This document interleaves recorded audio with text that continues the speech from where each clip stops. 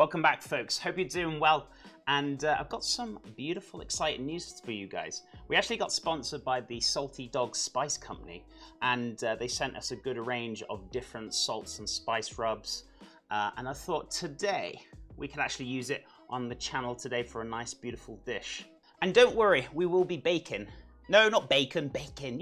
You know what I mean. So the company sent us one of their big products, which is the whole 9 yards. And I've been really enjoying using these this week. So if you guys and gals want to go check out the company, the link will be below in the description box, and you can get a 10% discount off your orders with the code name CHEF10. So feel free to go place some orders, go check out the website, always appreciated. So using those spice salts, we're actually going to be using this one today, the chocolate espresso sea salt. So you're going to be thinking, well, what are you gonna use this for? Well, we're actually going to be making a biscotti. But then I thought, maybe it's a little too simple. So we're going to make a dish out of it. So we're going to make the chocolate and espresso biscotti. In addition, we're going to do a honey pannacotta. And we're going to finish it off with some soil. Smells so good. So earthy. No, not that kind of soil. We want chocolate soil. So we're going to caramelize down some sugar to a soft ball. Then we're going to add some chocolate, and it's going to crystallize and then turn into some beautiful crumbly soil. The most key elements you're kind of looking for is that wobble, that crunch, and that crumble. That is what you're looking for the 3 key elements for this delightful dish. So sit back, and I hope you guys are going to enjoy it. So the first thing we want to do is start making that panna cotta, as that's going to take the longest to set. So we're going to need double cream or heavy whipping cream, which is going to be 350 ml or 1 cup and a half. In addition, we're going to need 100 ml of milk or half a cup. In addition, we want 50 grams of honey or 2.5 tablespoons. Oh, excuse me. And then once that's all in, put it onto the stove onto a medium heat and bring up to the simmer. Careful it doesn't overspill. Overflow. So while that's heating up, we're actually going to get the gelatin ready. And I'm actually going to be using some platinum leaf gelatin leaves. So if you're not used to using these and used to using the powder, say for example the knox gelatin powder, I would probably say 1.5 teaspoons of that. We're going to go for 2.5 leaves for today. So if you're using the powder, it'll probably be a little bit different to what I'm doing. You've got to let it bloom. But for the gelatin leaves, you've got to soak them in cold water. Now, it's super important. It is cold. If you do it in warm water, the gelatin could possibly start to dissolve. So needs to be cold water. And all you want to do is soak these for about 3 or 4 minutes, just until they're nice and soft and gelatinous again. And as you can see, it doesn't take it long to soften up. So once it's come up to a simmer, what we're going to do is squeeze out the excess moisture from that gelatin, and then pop it into the milk mixture, giving it a stir around, making sure it dissolves down. And once dissolved, pour it into your desired molds. Also, one thing I forgot to mention is to actually cool down the mixture, because if you don't, you might form a skin. With these, should be fine as they're kind of widespread and they'll cool down quickly. But if you want to like cool down the mixture, just over some ice water, just for about 20 minutes, just until it's chilled, and then you can pop these in the fridge once they've cooled down. So next we're going to make the biscotti, and we need to turn on that oven for about 320 Fahrenheit or 160 Celsius. So weighing out the dry ingredients first, we're going to need 250 grams of plain or all-purpose flour, which is about 2 cups. In addition, we want 250 grams of caster sugar or fine granulated sugar, which is about 1 cup. Also, you want 1 teaspoon of baking powder. Yeah, you heard me right, baking powder. I don't know what you heard before. Also, we're going to need half a teaspoon of that chocolate espresso sea salt from the Salty Dog Company. Also, 1 teaspoon of espresso powder. 1 teaspoon of cocoa powder. Also, you want to weigh out 90 grams of milk chocolate and roughly chop them up, which is about half a cup. Woo, piece of candy. And then added to the mix. Then you want 125 grams of hazelnut pieces, which is about 7/8 of a cup. And in addition, you want 125 grams or 7/8 of a cup of flaked almonds. And then adding that straight to the dry mix. Then you want to whisk up 2 eggs.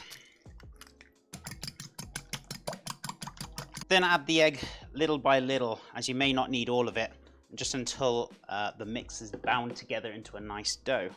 And possibly you might even need a 3rd egg. And we're going with the 3rd egg. So finally, once your dough is bound together, we're going to cut this up into 3 pieces. That wasn't very equal, was it? So once they're cut up into 3 pieces, we're just going to very carefully shape them into long ovals. And obviously on silicone mats or baking paper or parchment paper, whichever you prefer. So we're going to pop these in the oven. These are going to take about 15 to 20 minutes, maybe 30, we'll see, to get them super crispy. So these have been cooking for about 25 minutes and they're nice and firm now. We're just going to let them cool down before we slice them and they go back in the oven on the same temperature. Also, I've made mine quite long and thin, and if you want to change that and make them shorter and fatter, don't push them down as much. So you've also got that option right there as well. So now that they've cooled down, we're just going to slice these little bad boys up.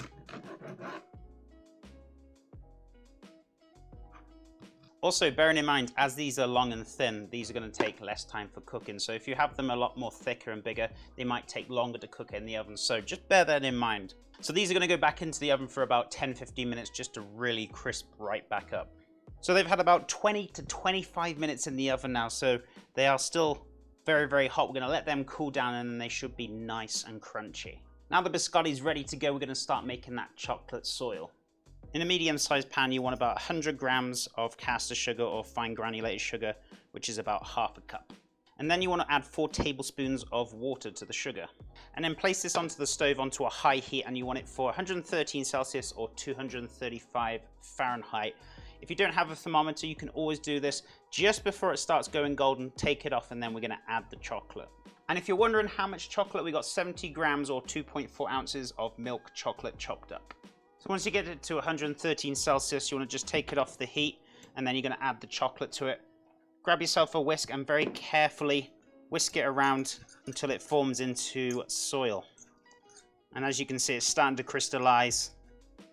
Just be careful you don't push this onto you because it will burn your skin. It's caramel. And there we go. Got that beautiful soil. So we're going to pop that into a tray and let it cool down. Do not be tempted to eat it. It will burn your mouth. Well, I was going to say don't soil yourself, but I couldn't resist the puns for today. And as you can see, the pannacottas are just set. You got that beautiful wobble. And now it's time to start plating that bad boy up. That delightful honey panna cotta. The crispy, crunchy chocolate and coffee biscotti. And then finished up with some chocolate soil without making too much of a mess. And then just a few little pinches of that espresso salt, chocolate salt from the Salty Dog Company. So there we have it. There is our delightful little dessert for today. So the honey panna cotta, the chocolate soil, finished off with that espresso and chocolate, sea salt from the Salty Dog Spice Company, and then we did the espresso and chocolate biscotti, just to give you a little bit more of a closer look at that beautiful biscotti, panna cotta, the chocolate soil. Goodness me, what an absolute little dream. So we're just going to dive in and have a little cheeky look, just to show you how smooth and perfectly set that panna cotta is. All them jiggles.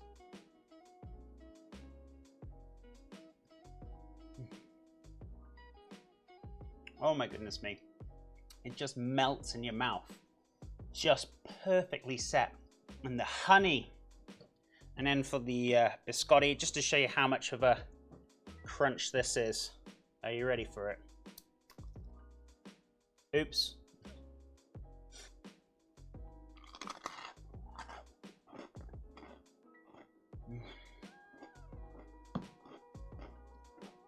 The coffee, the chocolate, the nuts, the crunch.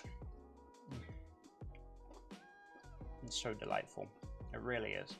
And then dipped into the panna cotta itself.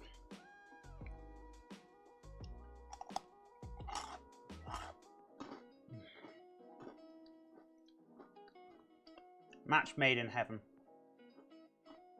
And obviously not forgetting that soil as well. Nice little crunch to it, the softness, the chocolate. Fantastic. It's not as earthy as my other soil earlier on though. So that's all we got time for this week, amigos. I hope you've enjoyed the video. And that honey panna cotta, the coffee and chocolate biscotti, and the chocolate soil, so good. Give this a bash. The ingredients will be below in the description box.